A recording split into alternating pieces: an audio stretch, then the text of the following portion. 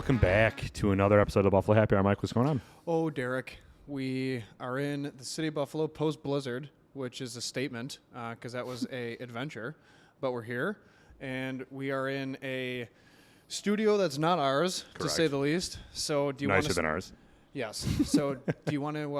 we'll start with introductions and titles if they exist. Yeah. What you're all about and where we are. Yeah. So my name is Adam Kellerman, and I own the studio that we're in, which is Legacy House. I also own a retail sneaker clothing store on Elmwood called The Cellar. And my fiance has a salon on Elmwood called Golden Hour.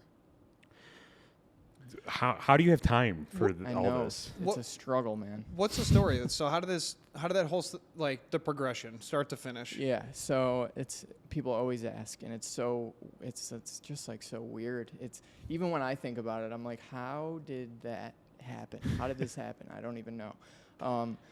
So I was working. We were talking about it a minute ago, but I was working blacktop paving out of high school. I didn't graduate high school. I made it all the way through. I needed like a math credit or something stupid. My life did a complete 180 after high school.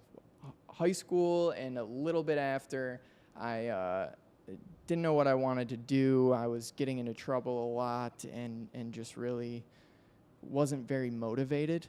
I started working blacktop construction because my dad did that, and I was offered a decent job that paid well. So I did that for a while and realized I do not want to do this forever, and I certainly don't want to work for someone else forever. So I knew I wanted to open my own business. I didn't know what it was going to be. I was always super into fashion and sneakers and things like that. An opportunity presented itself for me to open a store. And I have a business partner there as well. And so I opened the store 7 years ago or so, and I immediately needed photos because we had a website. We were launching our website. We had Instagram, social media. So it was like I needed to take photos and do things for the business. So I bought a camera and I started playing around with the camera a little bit. And even then, I didn't like get super into it. I always had like a creative bone in my body, but I never really pursued it very much because I think at the time I didn't understand it. So I needed to take pictures, got the camera, and then a few years later, I started another business, which was a shoe cleaning product. It was called Scuffed Up, and it was around for a few years. The company fell apart. It's a long story, but You just created it? yeah. So Don't gloss over that like that's not a big deal. So I met someone in Buffalo who owns a factory that makes this material called melamine. Now, melamine is what they use to make the magic eraser, like Mr. Clean. Sure. So a little sneaker hack is the magic eraser works really good to clean the insoles of your sneakers. Not a lot of people know that. There's no product that existed for it. So I was like, okay, if I have access to all of this melamine, and mind you, there's only 2 companies in the world that have the legal rights to be able to sell this melamine shit. One of them is the same company that makes everything for Johnson & Johnson. Okay. Procter & Gamble is the name of the company. They're huge. Yep. And then the other company, ironically enough, is in Buffalo. Oh, really? So, yeah. So I stumbled upon these guys, and I was like, we could make a business out of this. I was young and excited and had no clue what to do or how to do it or how to run a business like that, which is probably part of the reason why it fell apart. The product was great, but I had no idea what I was doing. I was probably like 22, 23 years old, like no clue. So during that time is when I really got into cameras, and I had to start making videos and things for the product that we had created. And we didn't have a marketing budget or anything, so I kind of had to just do everything myself. And then the camera stuff started to pick up, and I was like, hold on a second. I actually really love doing this. And that's probably the reason why that business fell apart, is because I discovered that I really enjoyed making the content for the business rather than running it. So then I got really into that, and that business fell apart, and I focused on my store for a couple more years, and then I found a small space on Elmwood when my fiance and I were looking for a place for her salon. Directly behind her salon was a vacant garage, and we had passed by it, and I was like, hey, would you ever rent the garage to my fiance's landlord? And he was like, you want to rent this garage? And I was like, yeah. So he ended up letting me rent the garage for super cheap, and I built a mini studio in there, and the camera stuff really started to pick up, and we outgrew that space, and I said, you know what, if we're going to move, and we're going to just go for it. We're going to do it big. Spend everything we got, let's put it all in, and just hope it works. And that's what we did, and now we're sitting here today. In an 11,000 square foot place? 11,000. It's a little under. It's like 10,800 or something like that, but yeah. So what's the address? 620 Winslow Ave, east side of Buffalo, tucked away. You'd never know it was here. Not at all. Not at all. How did you find this place? So one of the guys that I have that helps out at the studio here, Taylor, I had just brought him in, and I was like, I'm tasking you with, we need to find a new studio. Go online, try and find us something. So he started researching, found a bunch of places. We probably looked at 15 different places. Then we found this place, and I was like, this is it. This is perfect. Before we even looked at it, I was like, this is perfect. Called the guy. He was like, how did you even find that? I'm not renting it. I wasn't trying to rent it. I don't know why that's online. And I was like, no, so mad. So I ended up meeting with him. He ended up just meeting with us just to, I think, make me happy or shut me up, probably, because I kept bugging him about it. And he ended up being from Clarence. I'm from Clarence. We kind of bonded a little bit. And he was like, you know what? You seem like a good guy, hardworking, driven. I'll rent you the building. I was like, all right, cool. So what was this before? Nothing. Oh, okay. So he, our landlord here, quick backstory on him. He is a lawyer, very, very good at his job. He is a lawyer for the entire Buffalo Police Department and Fire Department. So if a cop pulls his gun, shoots, whatever, their first call is him. So he was literally he bought this building in foreclosure 15 years ago. I believe it's 15 years ago, but either way, he's been using it for storage. So there was nothing in here. It was just empty. He took really good care of it, though. So. Well, yeah, you get a building like this, and it's been around for that long, basically vacant. Yeah. It could probably have crumbled if you didn't take care of it. Yeah, so. he took really good care of it. And prior to him owning it, it was a glass factory. Okay. At one point. So you get this spot, and you have this smaller studio in this garage. What was it like building this space out? Because being a creative person, that had to really excite you. I got this area for this. What was that process like? It was the best. It was literally the best. Those moments were probably some of the most fun and exciting times that I've had in my life so far. They were just it was so great. I mean, my landlord was just so cool. He was like, do whatever you want. So I was like, the possibilities are endless. We can do anything we want to do in here. Right. What do we want to do, And yeah, I actually made a blueprint on Photoshop of the building, and I was like, okay, I started putting things in different places and figuring out how it was going to kind of be. And if you look back on that blueprint, it's actually, I would say 75% accurate to what it looks like right now. Yeah. It's got to be overwhelming, though, too, because there's so many options where it wasn't just give me a direction of what's okay. Right. And they're like, no, dude, whatever you want. And you're like, I can't rationalize all of those options. So what were the first, you said 75%-ish of kind of that blueprint, but what were the things that came kind of to fruition but also changed?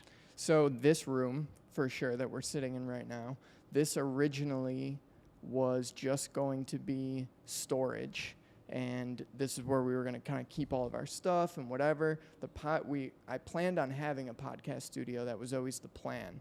my original idea for it was I was trying to find like an old RV or camper or bus that we could gut and turn that into the podcast studio.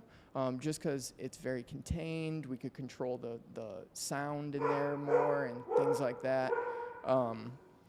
So like sorry, that? my dog, yeah, it's going crazy every time the doorbell rings. So yeah, we were gonna put the podcast studio on the opposite side of the building inside that bus RV thing. I ended up running out of money, pretty much is what it came down to, and I was like, there's no way we're going to be able to get a bus or an RV or something and bring it in here and do all the work to it and whatever. So we kind of put the podcast studio on the back burner for a little while, and then maybe like 2 months ago or so, the storage space that we're in right now, we weren't really using all of it. Things were just kind of scattered, and I was like, we could definitely condense this, and and then we built this whole thing. Other than that, I'm trying to think. I wish I had the original blueprint in front of me. It's got to be so strange though, because like when you had the garage, you had one space for everything, like product videos, photo shoots. Like you have one space for everything, and now you have all this room that you can have your product shoot be one area, podcast be a completely different area. Right. That alone had to take a lot of stress and time setting up, because even setting up this stuff, it takes forever. Oh yeah, it does. Yeah, and it's so nice having all of the extra space because before we were limited to what we could do. Like now I could have a podcast going on while I have a photo shoot going on. Right. So I'm able to like double book in a sense and do more than one thing at one time, which has just been amazing and kind of like stress relieving in a sense, because I can do more at once and be able to cater to other things at the same time. So when you were doing the production for your shoe business and then also for your other businesses, what was that first client that came by that said, hey, I like what you're doing, can you do something for my beer or whatever it was? So crazy. I recently got into product stuff in the last couple years, maybe 2-3 years. I've been doing camera stuff for about 6 or so, 6-7. But the first company person that really like gave me an opportunity was Rec Room. Oh, really? On Chippewa, Chris Ring. Yeah. I have been doing everything there since they opened. So he was a friend of a friend, saw that I was doing some camera stuff. He knew that they needed stuff for there. They weren't looking to spend a lot of money. I was extremely cheap at the time. And we kind of just grew together, Cheers. Yeah. Oh yeah. I mean, that's the way to start, because if you don't have that portfolio, you can't great. charge. Thank God for him, and he knows it, and he rubs it in my face all the time. So he's like, "You wouldn't be doing it without me." I'm like, "All right, man."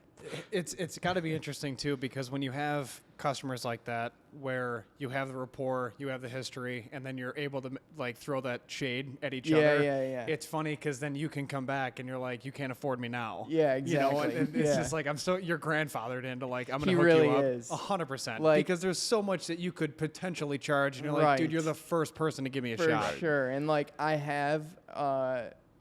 Full disclosure, raise their prices over the years just because I'm like, dude, it's either like that or I can't do it anymore. Right. I'm sorry. Like, and I don't want to, I love them to death. And, I'm super grateful for everything that they did for me early on. And Chris and Dale are both great guys. But I had to do it. I had to raise my prices a little bit over time, but they are still somewhat like grandfathered in to the point where like, I wouldn't charge them what we would normally charge a new client, or what I mean. They get a little bit of a break still. Right. Absolutely. Or they'll just get like, hey, it's a business, man. Like I got to charge but I can, I'm going to throw you a bone, and then you can do like a 30-second clip and just like additional whatever and just hook them up. So what's really worked out and has been beneficial for both of us is now that I have a bunch of other guys here, they're all looking for work, and I'm kind of... I feel like it's my responsibility to find work and things for them, and we kind of have like everyone's kind of independent here, but we all work together. We all share a common goal, but I still feel like it's my responsibility to make sure that everyone has work and we're all good to go and everyone's making money and we're okay. So I've been able to give them a lot of the rec room work. And sometimes Chris and Dale aren't so happy that it's not me showing up to do the job, but they know that I'm overseeing everything in the edit and making sure that everything looks good at the end, so it's okay. But that's been able to help me keep the price a little bit lower for them because I can send my other guys there who may not charge what I charge. So I can still pay them, and the studio gets to make a little bit of money, and Chris and Dale don't have to pay an astronomical amount for me to show up there on a weekend, and everyone's happy. So what's the process like of you getting a client and doing work for them? Like, does it, when you get approached by Rec Room or some other company, what are your kind of ground rules? Like photography, videography, like what do you offer? Yeah, so a bunch of different things. Videography is the main thing. That's mainly what we do. We also do photography, a bunch of it, not as much as video, but we still do it. I also do a ton of like graphics and flyers and basically anything like digital, like digital art in a sense. I do a lot of that stuff. But yeah, video and photography are like the main things. And then here at the studio, we also offer the podcast studio for other people to use, and then hourly rentals. So if you're a photographer in the area and you're looking for a studio to shoot in, you can rent our studio by the hour. You get full access to everything, lights, no cameras, but lights and equipment, props, anything that you need. From a camera standpoint, do you kind of recommend that people that work with you use the same equipment? Yes. Okay. It's not like you have to do this kind of thing, but it's super helpful because that way we can all, if I'm sending them out to do something, I know what the capabilities of their camera are, and I know what it'll be able to handle.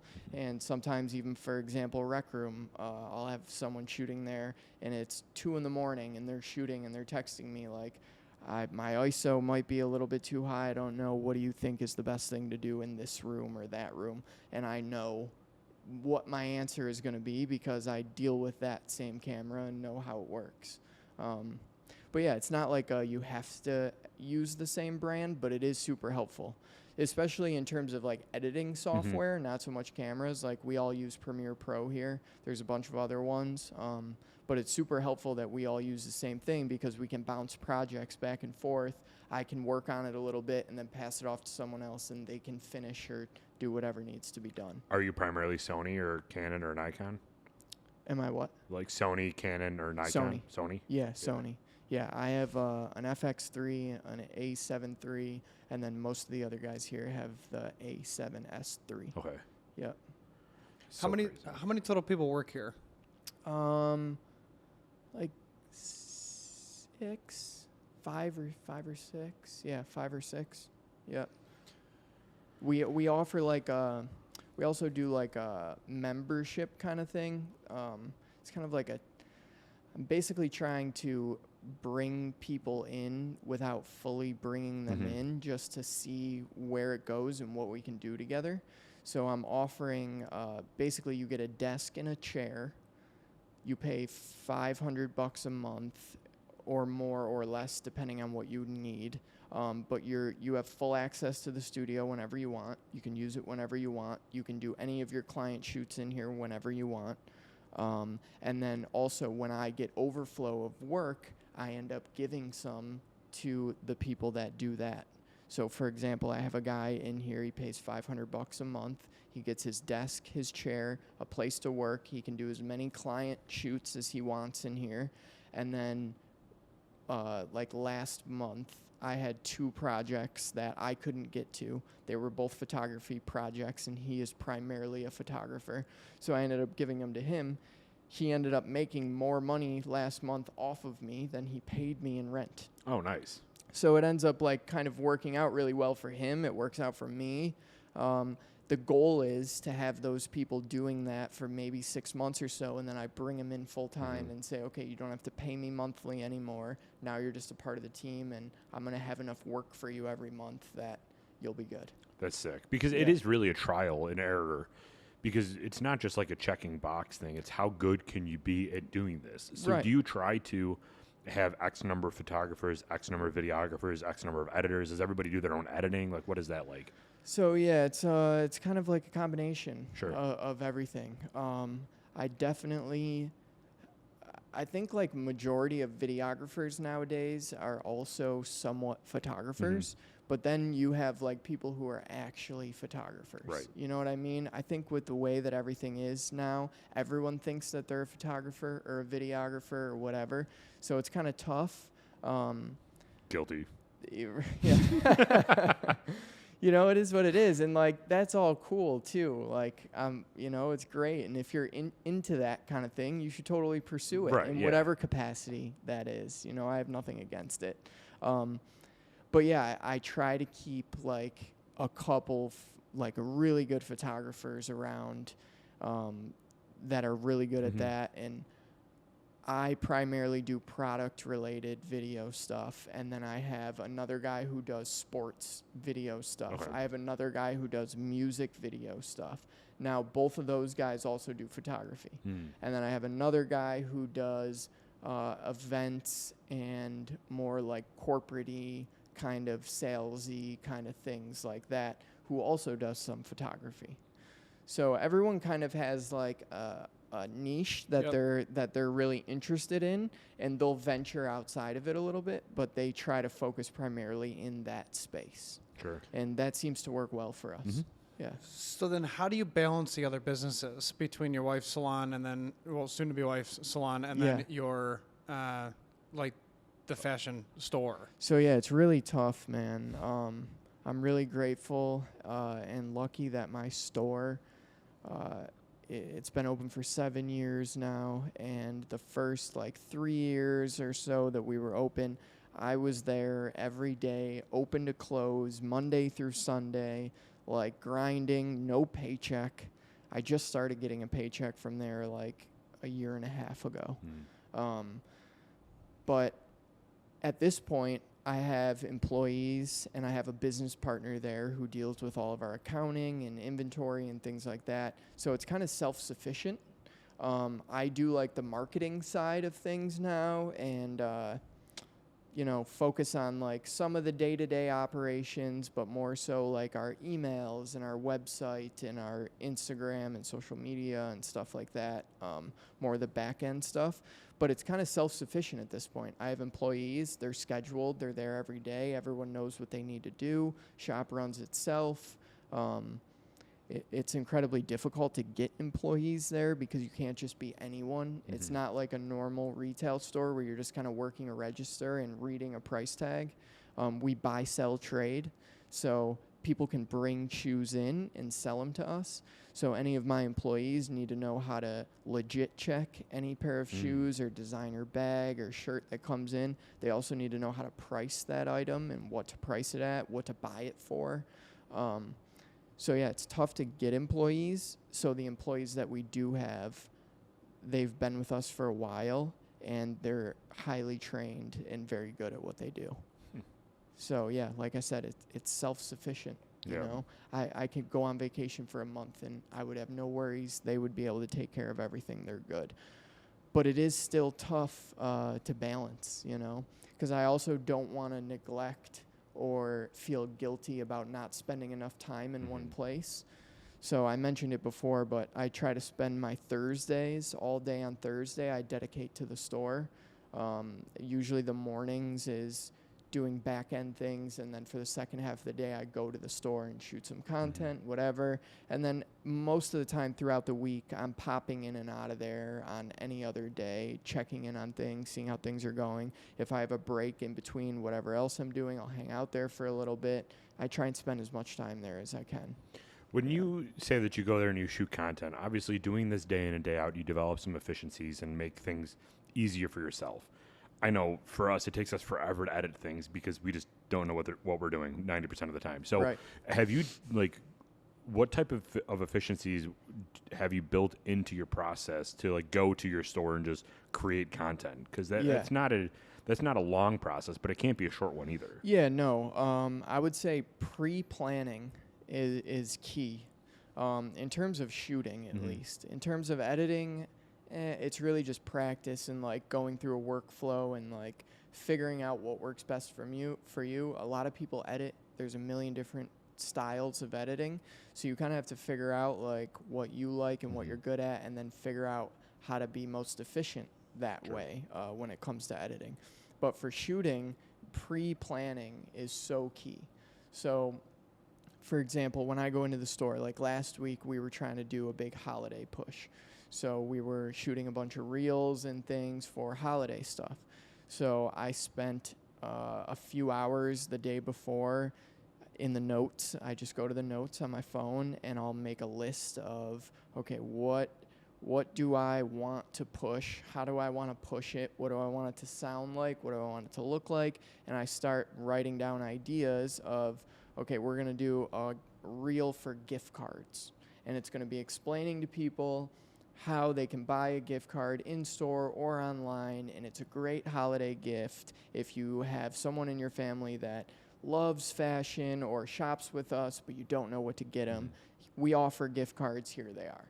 So I'll pre-plan all of that stuff so that when I get to the store, I'm like, okay, I know exactly what shots I need for all of these things, and I just go and get all the shots that I need. And then when I go to edit, it's also easy because I have everything broken up into sections already. So I can just rip through it. How long did it take you to not have to go back and like reshoot stuff? Oh my God, dude. I still do that. Are you kidding me? Really? Oh my God. Yeah. I mean, obviously if I'm doing like a client shoot where I'm out somewhere or like on location at Rec Room or like, at any of the other million events or businesses that we work with, if it's something that's like live going on in the moment, obviously there's no reshooting going on there, so there's not much I can do. But like I was saying before, I primarily am focused on doing product work right now. I really enjoy making commercials more than anything. So all of my other work I've been giving to the other guys here and just focusing on like the product stuff. But the product stuff consists of me in the studio, either by myself or with like another one or two of my guys sitting in front of that table over there with props and lights and things. And so many times I'll spend hours shooting something, think it looks great on the tiny little screen on the camera, get it on the computer and realize, oh, this was out of focus, or there's a hair or a piece of dust or something. And it's like, all right, so we got to go back and reshoot it and do it again. And, I think that I've gotten better at it, definitely, over the years. Yeah. I can remember first starting, like, my product career and, like, reshooting everything. Like, always having to go back and do it. And it would get so frustrating and just, like, really discouraging at sometimes. But yeah, I think just practicing a lot has gotten me a little bit further away from it. But I don't know if there'll ever be a time where I don't reshoot something. Right. I feel like that just has to happen. Yeah. So one of the pinned posts on your Instagram is your DJI, mic one. Walk us through that, because that's magical, what you did there. So, and like, it's funny because like that video, it's not even like I didn't get like a ton of views or likes or anything crazy on it. I just really enjoyed that video, and it was so fun to make. So simple also. It seems like it would be a lot of crazy work. I guess it is in the edit, but the shooting sense of it, it was, I had the idea for it. Yeah, exactly. I walk into frame. I'm kind of setting the tone, looking at this object. What is it? People are wondering now. They're looking. They're paying attention. And then I go to throw it in the air. In real life, I actually throw it in the air, but then I catch it. In the video, I throw it in the air. The camera follows it up, and as it's flipping, it's a little bit blurry, right? So I switch the one that I just threw with one that is spinning on a rotating disc that's just stationary on a desk. I'm shooting it with my camera on a tripod, and I screwed a hole in the bottom of that thing, put a pin through it, and it just sits there and spins on this rotating disc. So on a green screen. Sorry, I forgot to mention that. On a green screen. So then I key out the green screen and I position it so that it flows in nicely with the one that I just threw in the air. And then everything else that you see from there is all green screened shots. So nothing is actually coming out of the thing. That it opens and it looks like things are flying out, but they're not actually flying out. I just shot all of those individually, and then I hid them behind the box. So when they come up, it looks like they're coming out of the box, but they're actually just behind it, and they're coming up. And yeah, So cool. Yeah, it's so simple.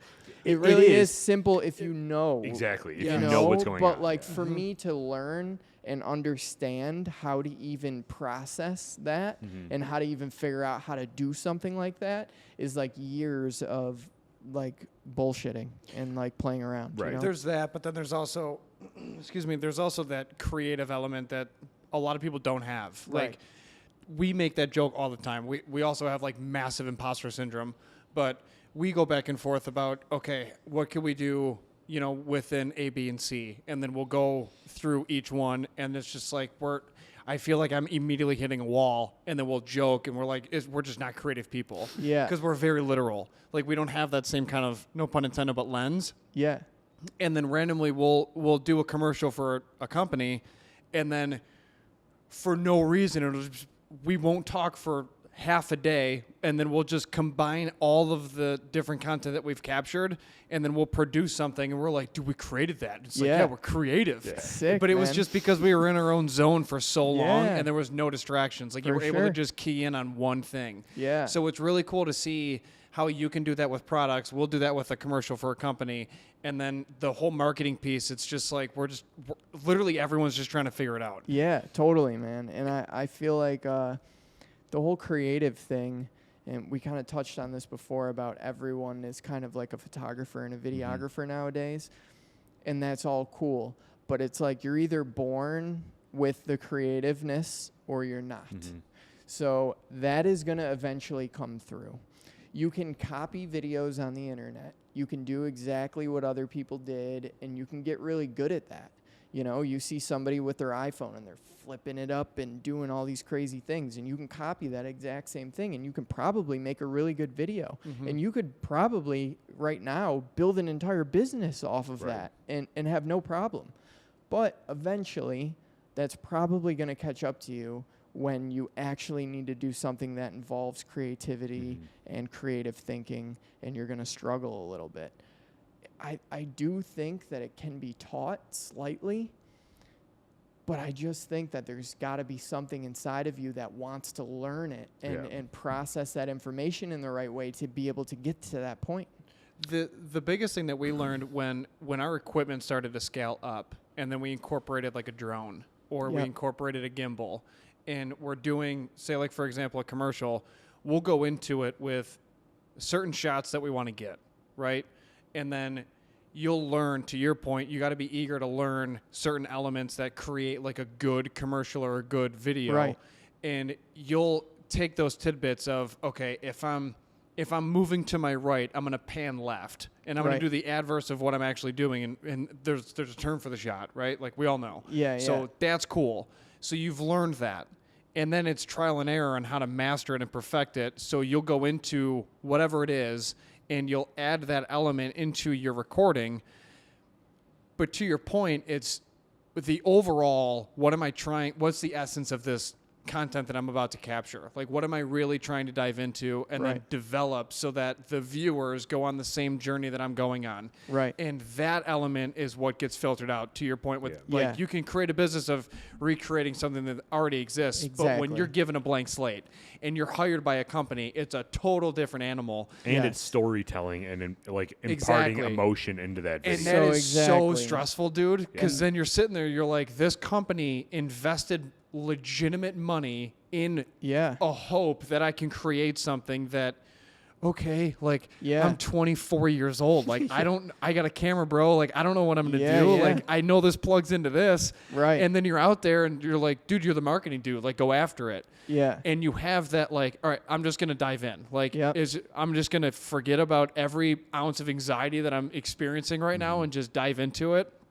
And then you come up with something really cool. And then that's you the fun fine-tune it. part. Yes. Yeah. And then it's the back end of kudos, learning like I'm gonna know everything about Premiere Pro. Yep. I'm gonna figure out like, okay, and it's just like paint all over again on Yeah. like Windows 95. Like I'm gonna Yep. figure this out, and not to date ourselves, but I'm gonna make this how I want to do it, and then to your point, like create that story so the viewer sitting there like, that was so cool. Yeah, so storytelling, in my opinion, is one of the hardest parts, and that's something that like I had to learn too. And it's like I knew how to get really cool shots. Like I figured out, and like my brain works that way where I can see something and know that it looks good like that. You know, or from this angle or from this angle looks better. Yep. I understand that. But then you throw storytelling into the mix, and that's what really makes a good video or a good piece of content good, is the story. And like even photographers and like taking a photo, like photos telling stories, like that is like a whole nother beast. Like a video, we have time. We can build things up and do things in different ways and build up a story and make it make sense. Yeah. Whereas like photographers, they're taking a photo, and that photo can tell an entire story right there that someone will immediately relate to or see. And it's just crazy. And storytelling is something that I struggled with for a while, and it's so difficult to kind of like get a grasp on and figure out. Yeah. Do you guys? What were you gonna say?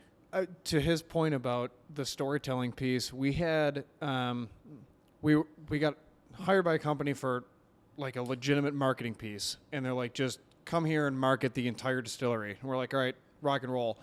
Literally, personally, full disclosure, my saving grace was, if we have to build like a documentary of this place, what would that look like? And Derek did a fantastic job with narration and like piecing it all together and capturing the content to create that story, like what you were saying, with certain photos and then a ton of video content. But at like when we separated, and I'm sure you've done the same thing, we've all seen Planet Earth.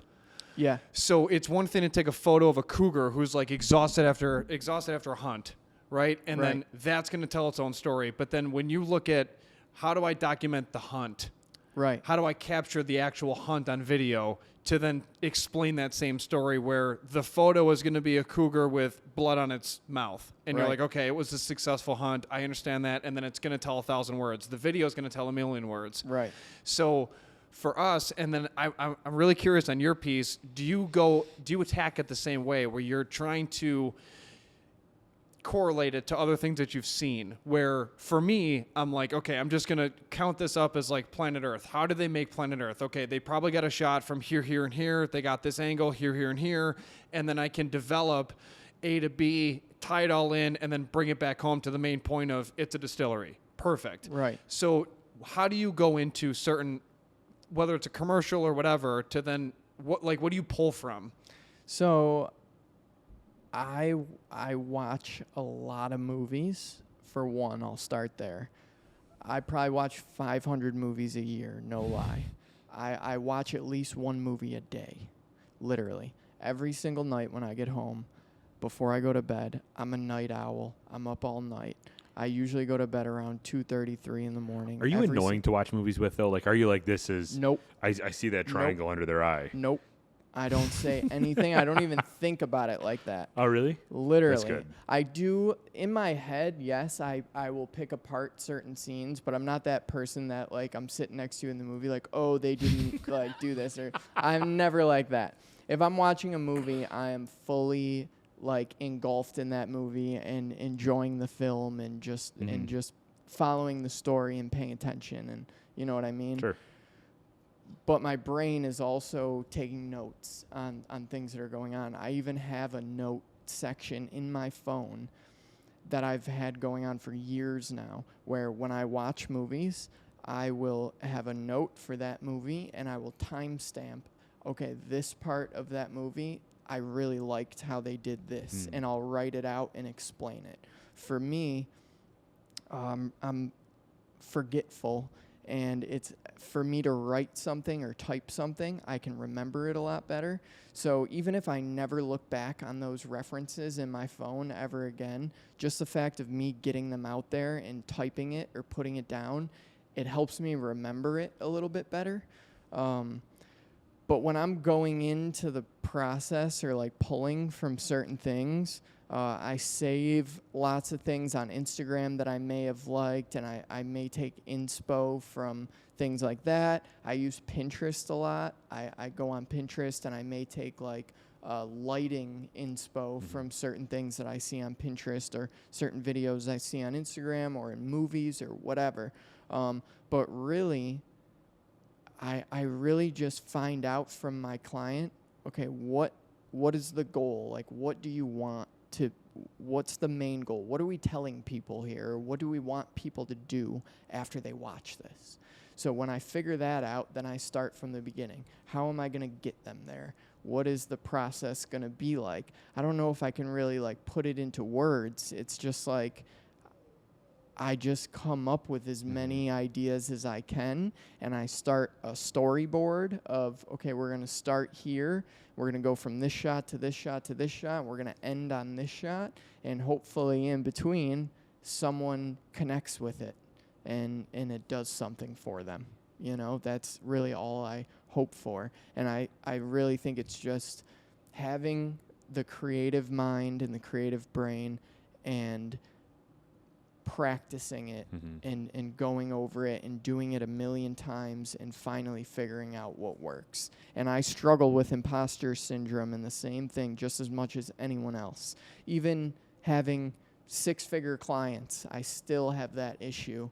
And I'll get clients and them want a certain project from me, and I'm like, I don't even know what I'm doing. I don't know what I'm doing. Like, you know, I struggle with that all the time. Yeah. How do you judge the success of something you do? Because being in content creation for a business, it's more than just looking at how good your video did on YouTube. Like you don't get the luxury of saying this got 1 million views. So how do you judge how successful something is that you provide to a business? So it really depends on the goals of that business or what they're trying to do with it. But something that we look at a lot is just like the analytics, just like anybody else on Instagram or wherever they're putting that video. What are the analytics? How many people watched it? How many clicks did we get? You know, like how many comments, anything like that. And we see, okay, this video did this and this video did less. So every business is different in a sense where their audience, every audience is different. So one of my beer clients or beverage clients, their audience might be different from Rec Room's audience or someone else's audience. So I feel like a big part of my job is figuring out who is your audience and what do they care about. If we can figure that out, we can figure out how to make great videos. It just really depends on the audience. We need to know what they want to see and what they're connecting with the most. So, yeah, it's going through analytics and seeing what does the best. To be honest, like, if I feel really good about a video and I really liked it and I think that it did what it did or what I wanted it to do, I'm happy with it. And also, to be honest, and not to sound cocky or whatever, I really haven't had too many clients be like, this isn't it, or like that wasn't the one, or that didn't work, or whatever. You know, I've never really, maybe very early on in my career, I've had those experiences, but I've fine-tuned things for so long now that it's like, if you tell me what you're looking for, I promise you we'll get there. Do you ever look back at some of your early stuff and just cringe? God, dude. I like frequently do it. I feel like I do it sometimes to humble myself and also just to, you know, sometimes I'll have a client like Whiskey Riot Festival, for example, the guys at Tommy Rotter, they reached out to me recently and said, hey, we need you to pull some clips from the first festival you shot, which was, I don't know, 2019, and we need you to put some ads together for the new ones that we're doing. I was like, all right, cool. So I pull out the big old hard drive that's been sitting in a safe under my desk for years, and start digging through everything, and I always can't help myself. If I'm looking for one thing, I end up going through every single video on there just for fun, really. But I look back on some of the first things I did, and I'm like, what is this? It's so bad. It's so bad. And I'm like, why did anyone ever hire me? It's so terrible. Yeah. But it was also, I got into all of this before it was a thing. Now it's such a thing. Everyone is doing it. It wasn't like that when I first started. Like, there were like 3 people in Buffalo even that were even doing anything remotely close, you know? And now it's like every other person that you talk to is a content creator Right. or somebody, you know? So, yeah. I feel like that gets tough, though, because even now, phones are capable of creating some For sure. decent content. So it's And they're tough because, good. yeah, everybody feels like they can create it. Yeah. But like we talked about, it's about that storytelling and that creativeness that really separate somebody like you creating content for a business and somebody that's just like a influencer coming in with their phone and creating marketing For material. sure. Like there's a difference there. I think I think both can exist. I really believe that, because especially now there's many different kinds of content now. It's not so black and white, cut and dry. There's influencer kind of content or makeup artists. Like my fiance, she is super into doing makeup videos. She literally just sets her phone up or whatever, and we even got her, like, she has a nice camera. Like, obviously with me doing what I do, like, she has a nice camera. She never uses it.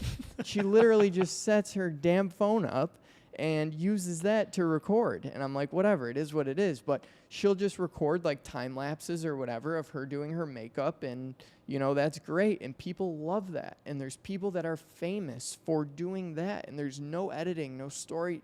I mean, I guess there's kind of some storytelling in there, but there's really not much involved.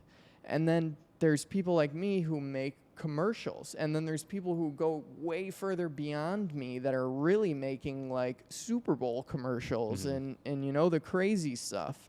But I think both can exist, and it's kind of cool to see them both. It can be a little frustrating sometimes, or a little bit annoying, just because it's like, you know, everyone thinks that they're a content creator or like does certain things, and you can't really tell someone anymore that they're not a content creator, that they're not doing something, because if they're holding their phone up and they're recording a video and then they're somewhat editing or doing something and then they're uploading that video, you're a content creator. You just created that content, you put it out there in the world. You did that.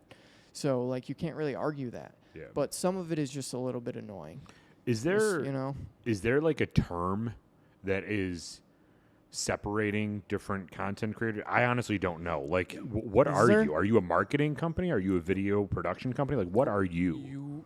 So what? Though You tell me. the I'm people, curious. the people that use a phone, I would deem amateur. Yeah. And then you have professionals that have like contracts or like Yeah, a but legitimate still, business. That's like, still called content. Like, I'm talking about, like, are you? that. I think that's the only difference, though. Yeah. Like, there's amateurs and then there's pros. That's the thing, though, too, is to your point, like, the content creator is a very, like, Oh, it's wide, broad stroke. broad term at this point. Oh yeah. So it's like there are like certain niches, I guess, within the content creator realm that you or me fall into. You know, it's just like, what do you do?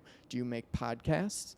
Do you shoot stuff on your phone? Yep. Do you make Reels. makeup tutorials? Right. Do you make TikToks. reels? Do you make TikToks? Like, there's so many things out there, and there's so many people that like just do TikToks or just make Instagram reels or just make makeup tutorials or whatever. And you I know? think the people that are serious with whatever they do, they'll just be upfront about what they do. Like, I run a podcast. I run a YouTube channel. Like, I Right. create TikToks. I create reels. Like, Right. oh, okay, that makes sense. Like, what is it about? Like, Yeah. oh, it's about my, you know, the relationship with my dog. And then there's just like, I run my dog's Instagram page, and then I create content based on my dog. And there's like famous Instagram pages where it's just one dog. Right. So I think that's the, you know, the differentiating element to it all, I suppose. I think we even struggle with that a little bit with the studio because we offer a lot of different services here. We make TikToks, we make reels, we make highly produced commercials. We shoot events, we do podcasts, we do so many things. So when people come to us and say, oh, what can you do for me? Or what do you do? It's like hard to, it's more so like, what do you want? Right. Yeah, what do you need? Like, what can we do for you? Because we do a lot of things. And like I mentioned before, some of my guys are into sports or events or music or whatever. So it's just, yeah, it's there's so many different aspects. But I notice, and I know that like a lot of guys that are kind of OGs or have been doing commercials or video, film for a while, they don't like to be called content creators, you know, Right. because the term content creator has kind of turned into people that are just making makeup tutorials or making TikToks or whatever. So like the term content creator doesn't hold very much weight at this point in time. So when you, building your studio, are bringing in somebody, what is your process to bring them in? Because everybody's a content creator. So are you looking at everybody's material and saying you can represent the brand, or what is that like? So it's funny. I actually just made a post last night, and I'm sure people won't be able to see this, but I'll hold it up anyway and just show you guys. I literally made this. Oh, okay. So we're gonna be putting this out. I don't know when this is gonna come out, but soon, saying that we're hiring. I'm looking for videographers that have somewhat experience. There's a lot of different things that we need here, and a lot of the people that we have here already fill those needs. The problem is that we're keep getting more people, that the people that fill those needs are getting overwhelmed, and now they need someone to help them with what they're doing. So if I was bringing someone in, I would immediately ask them to send me a demo reel of show me the work that you've done. And I would only want to see what, if they were coming to me and saying, I'm just an editor, I don't shoot, then I would say, okay, send me everything that you've edited, not everything that you've worked on with 10 other people, everything that you alone have done start to finish. That's what I want to see. And then just figuring out where they would fit best and what they could do, you know, for the business and for our clients that we have currently. That's crazy. I mean, you've clearly built this the right way because you have so many different lanes that you can go in. I mean, we've talked about podcasts, sports marketing, business marketing. Yeah. You've built this so well. Like, do you ever take a look back and say, this is what I've done?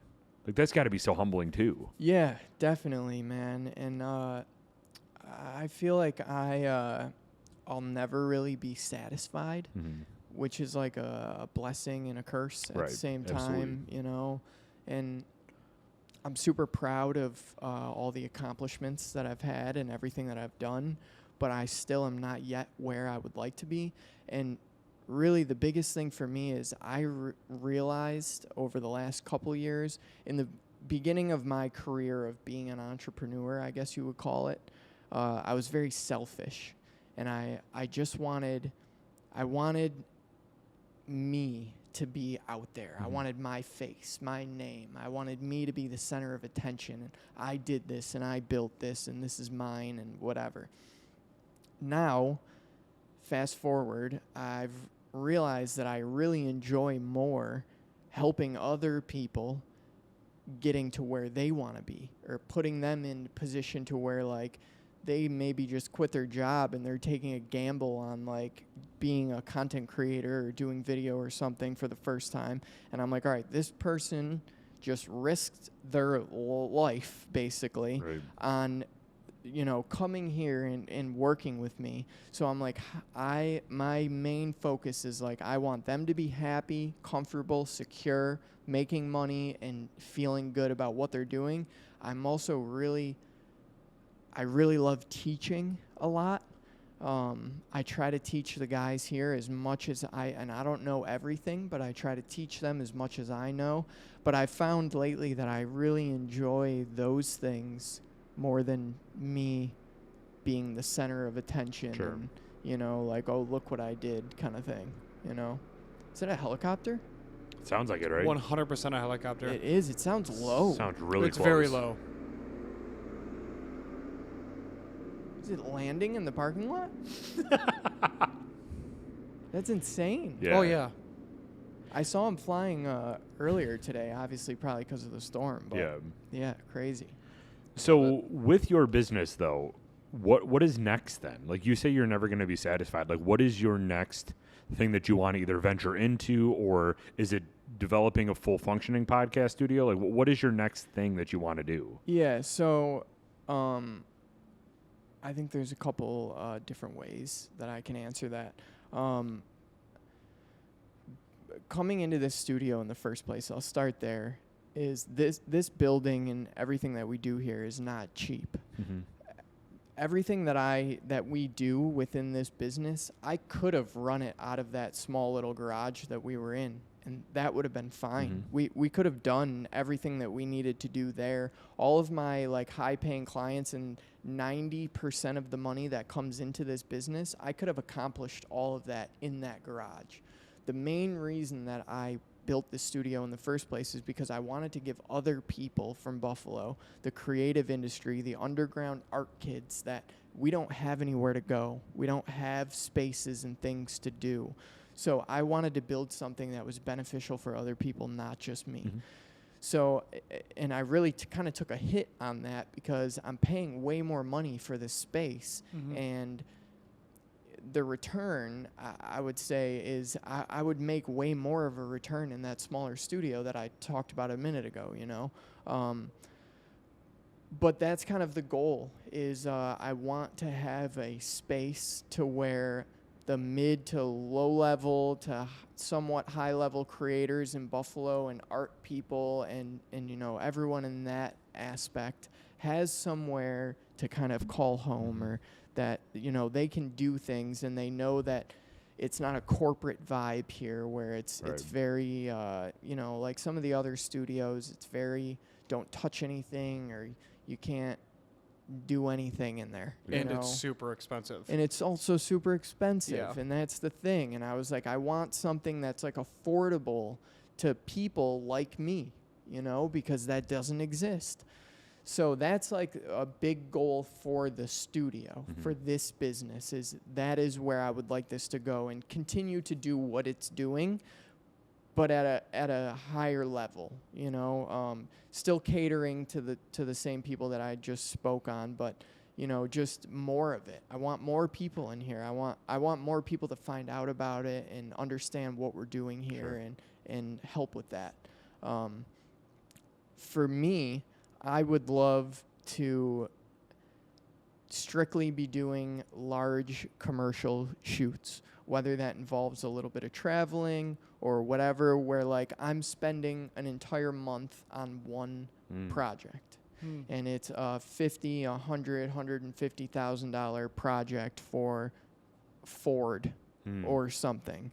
And, you know, once a month I'm doing things like that, and I'm continuing to build and work on the studio space here and help everybody else that's involved. And same thing with the store. We're looking to add other locations to the store, so I continue to keep doing that and just growing as much as possible. You know, that's really the goal. It's got to be really cool to be in your position. We've talked to a lot of creative, and I'm putting that in a bubble, but creative people like artists, graphic designers, tattoo artists, and people like that, where they can now pick and choose what they want to do that interests them. It's not just I need a job. I don't care if it's succulent making. Like, I just need something. And you're at that point now where you can pick and choose and be like, I don't necessarily want to do this commercial. I can do this commercial because this is really where my heart lies, which I think is just reaching that next level of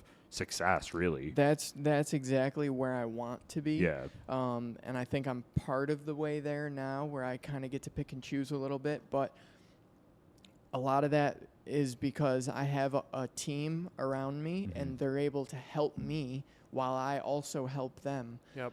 I can give them jobs that I don't necessarily want to do anymore, and they can also get jobs from me that they need or they want to do, and it's good experience for them and whatever. So like I was saying, I'm just trying to uplift and build up the people around me as much as I can and help them, you know, get to where they want to be. And it also selfishly helps me at the same time because I can dish off some of the things that I don't want to do. And yeah, it's great. It's an awesome feeling. Yeah. And for years, I had to just be like, oh, you want headshots done? Sure, I'm down. I got a camera. I can shoot pictures. Let's do it. You know, like I'll take any job that gets thrown at me. And I think that that's important for people to do when they're starting out and figuring out what they want to do. You got to get a taste of everything until you figure out what you want to do. I tried everything I could until I figured out that product stuff was really what I loved doing. Yeah. So yeah, it's That's crazy. awesome, and you're crushing it. So it's super cool to see something like this be so successful in Buffalo, because I think that, I mean, you could probably vouch for this too. If there was a studio like this when you were first starting out, oh my God, it probably would be a completely different ball game for you. Yeah, dude, I would have loved it. And I say that to like the guys here all the time too. I'm like, man, like I wish I was 5 or 7 years ago in your spot, you know, like sitting at a desk here and like learning and like getting someone telling me, because when I started, I didn't have anyone. I had nobody. Like I didn't have a mentor or like anybody around that was doing anything really that I could lean on or be like, ask a question, anything. I just had to YouTube and like try and figure everything out to the best of my ability. So yeah, I would love to, like I said, I would love to just do that more and just teach and build other people up and try and get them to where they want to be. You know, I'm content. Yeah. I'm like happy. Like if I didn't go a step further for the rest of my life, I would be like, cool, I accomplished things and I'm good with where I'm at. Sure. So yeah. So where can people find you and follow you? I mean, we talk about Instagram and content creation, but where is your content? Yeah, so I post things on my personal, also on the studio. We do a lot more. So my personal Instagram is at AKXAdam. The studio Instagram is at Welcome to Legacy House. My store is at The X Seller. Nice. Yep. Anything that we didn't touch on that you want to get to? No, I don't think so. I just want to give a shout out to all of my guys at the studio that couldn't be here tonight and everyone that's helped get to this point. All of my guys at the store, my wife, future wife, love her to death. Without her, we wouldn't be sitting here. Yeah. She convinced me at one point in life that I was actually good at my job because I never thought that I was. So shout out to her and everyone else that is involved. And thank you guys for having me on. I appreciate it. It's been fun. Thank you so much. Everybody go check him out. And if you are an aspiring content creator, I don't want to use that word, but if you're an aspiring content creator, hit him up. He has 11,000 square feet of studio space that you can use to your leisure. So definitely go give them a follow and check them out. Thanks, man. Appreciate it. Let's work. Send me a demo reel. We got one. Thanks, guys. Thanks.